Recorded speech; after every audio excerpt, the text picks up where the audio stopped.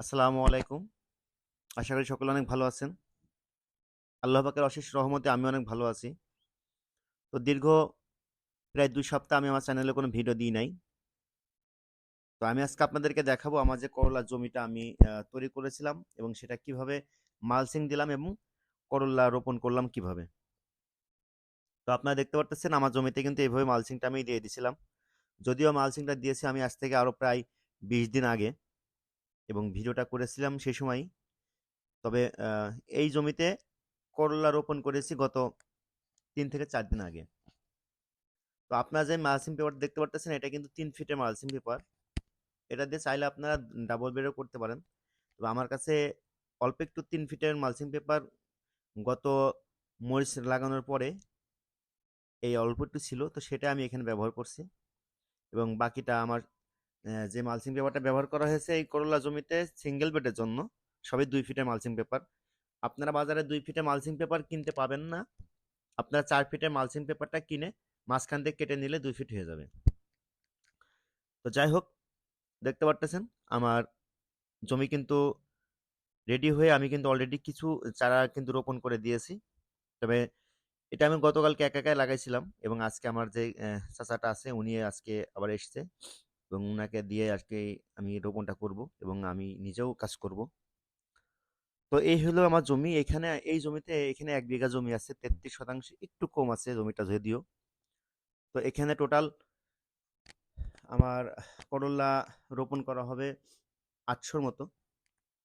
আর আমি এই করলার চারাগুলো কিন্তু আমি নিজেই বাসাতেই কিন্তু তৈরি করেছি। বীজ কিনে নিয়ে এসেছিলাম। আর একটা কথা বলে রাখি, এটা হচ্ছে এআর মালিক সিডের দুর্বার জাতের করলা। এই যে দেখতে পারতেছেন সিডলিং ট্রে এবং এই ট্রেতে কিন্তু আমি কোকোপিট দিয়ে আমি কিন্তু এই চারাগুলো নিজেই কিন্তু তৈরি করেছি। আমার সামনে যদিও ইচ্ছা আছে চারা তৈরি করে বিজনেসের উদ্দেশ্যে চারা তৈরি করা। তো সে কারণে আমি আসলে নিজে একটু ট্রাই করলাম যে আমি নিজে বিজনেসে নামার আগে আমি আমার নিজের জমিতে একটু নিজেই চারা তৈরি করে রোপণ করব। তার জন্য যা যা দরকার আমি সেগুলো ব্যবস্থা নেব এবং আমি শিখতাছি। তো যাই হোক, আমার দেখতে পাচ্ছেন আমার চাচা কিন্তু উনি কিন্তু ট্রে থেকে কিন্তু অল্প অল্প করে কিন্তু একটা একটা করে কিন্তু চারা কিন্তু বের করে কিন্তু মালচিং পেপারের উপর রাখছে। আপনারা যারা চারা তৈরি করতে পারেন না তারা চাইলেই কিন্তু সিডলিং ট্রে এবং কোকোপিট কিনে নিজেই কিন্তু চারা উৎপাদন করতে পারেন।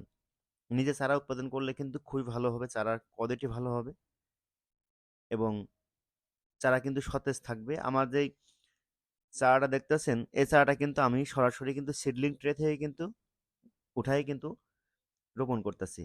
তো এই চারাটা কিন্তু 100% সুস্থ আছে এবং এই চারাটা কিন্তু কোনো রকম ডাল ভাঙা বা রোগ আক্রান্ত কিন্তু না। যাই হোক, আমার এখানে ইচ্ছা ছিল এগ্রো ওয়ানের যে আপনার ছক্কা সুপার আছে, ছক্কা আছে সেগুলো রোপণ করা। তো আমি ছক্কা সুপার এবং ছক্কাটা রোপণ করি নাই, কারণ তাদের কাছে আসলে বীজ আমি পাই নাই এবং তারা আমি যোগাযোগ করছিলাম, তারা বলছিল আরো 10 দিন লাগবে। সে কারণে আমি আসলে সম্পূর্ণটাই দুর্বার জাতের করলা কিন্তু রোপণ করব। এয়ার মালিক সিডের এই করলাটা বেশ ভালো, আমি অনেক সুনাম শুনছি। আমার এলাকা যদিও নাই কিন্তু আমার পাশের এলাকায় কিছু মানুষ এই দুর্বার করলা চাষ করেন এবং তারা বেশ ভালো ফলাফল পাইছেন। তো আমিও আর কি এইটাই রোপণ করার জন্যই ভাবলাম এবং সেখান থেকে কিন্তু এই চারাটা রোপণ করা। তো এরই মধ্যে কিন্তু আমার বেশ চারা অনেক চারা রোপণ করা হয়ে গেছে প্রায় শেষের দিকে। আর কিছুখানের ভিতরে হয়তো বা বাদ বাকি জমিটাতে কিন্তু চারা রোপণ করা হয়ে যাবে। নিজে চারা উৎপাদন করতে পারলে চারা কেনার কোনো দরকার নাই। আপনি নিজেই উৎপাদন করবেন চারা, তাহলে আপনি চারাটা বেশ ভালো পাবেন এবং মানসম্মত চারা হবে, কোকোপিটের চারা হবে এবং আপনি খুবই সুস্থ চারাটা কিন্তু আপনার জমিতে দিতে পারবেন। তো যাই হোক, সবাই ভালো থাকবেন। বিদায় নিচ্ছি আজকের মতো।